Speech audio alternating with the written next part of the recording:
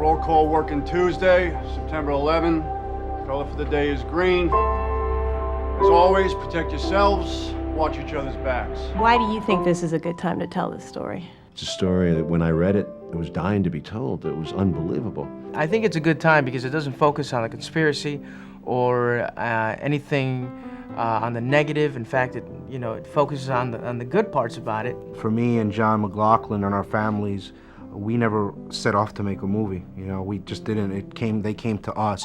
We didn't even see what the big deal was. But it was a year later that we found out we were the only two that survived from under it.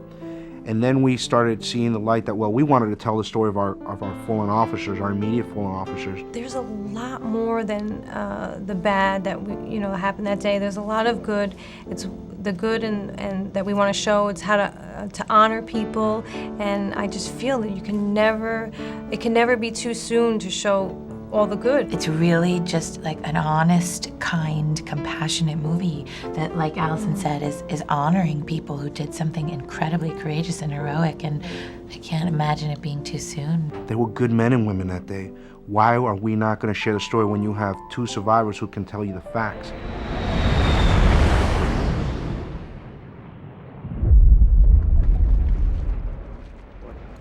Unconfirmed reports this morning that a plane has crashed into one of the towers of the World Trade Center. Prepared for everything. Not this. Not for something this size. There's no plan. This story was about, something more, about more of a positive thing, and that you think of any type of tragedy, like almost you got to think of the balance of it, like tsunami and Katrina and the World Trade Center. Yeah, we could look at the tragedy and dwell on that, but also look at the positive efforts. So there's so many positive messages here. I refer back to Alan Jackson's song, "Where Were You on That September Day When the World Stopped Turning?" And you look at his quote, God gave us faith, hope, and love, and the greatest of it is love. And this story shows you all that. Okay, listen up. You gotta evacuate the tower. Who's coming? Step forward. I got it, Sarge. I'll go. Sarge. All right. Follow me. Stay together.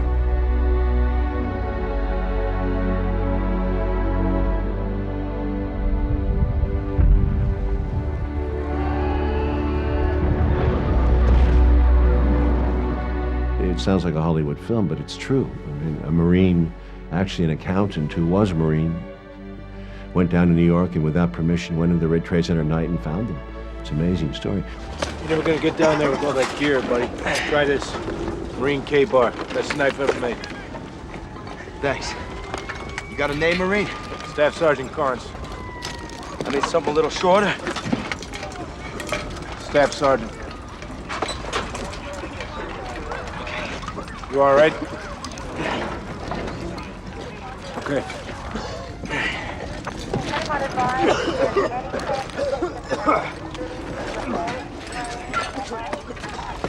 My wife is Pat Strauss. Tell her and my kids that I love them. Moments, the scenes between you and John, Nicolas Cage. I mean, just to watch that again, was it tough for you? John will tell you, his and I's suffering is not what's tough. It's seeing our fellow officers pass. It's seeing our families, because we never knew what our families were going through.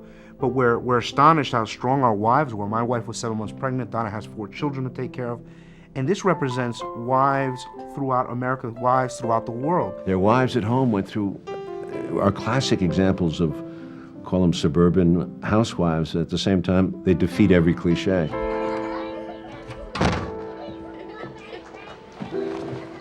Hey, baby.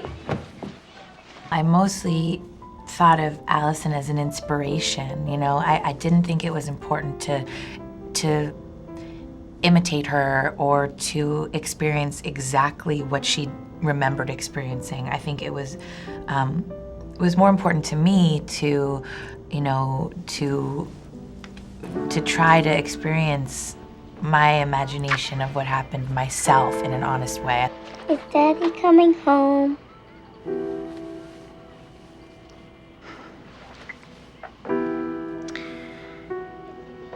Honey, I don't know.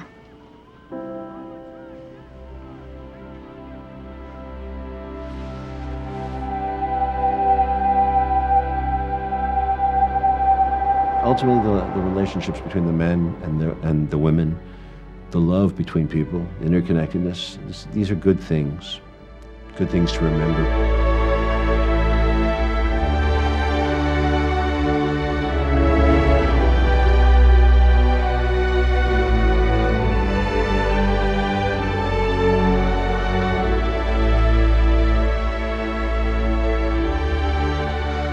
Can you still see the light?